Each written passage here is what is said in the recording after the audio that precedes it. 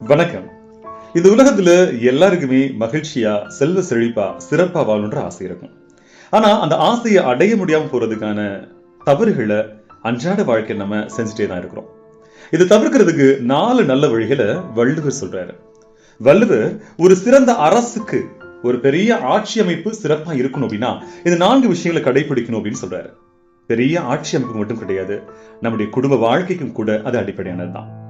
இயற்றலும் ஈட்டலும் காத்தலும் காத்த வகுத்தலும் வல்லது அரசு அப்படின்னு சொல்றாரு.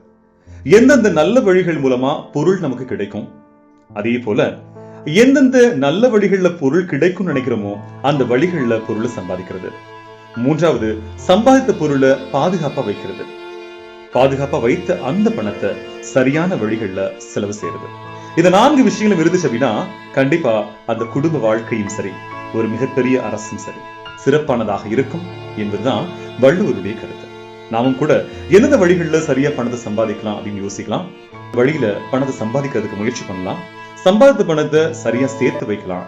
சேர்த்து வச்ச பணத்தை சரியான முறையில செலவு செய்யலாம். அரசு மட்டுமல்ல, நம்முடைய வாழ்க்கையும் கூட சிறப்பானதாக அமைவதற்கு அது உதவியாக இருக்கும். நன்றி.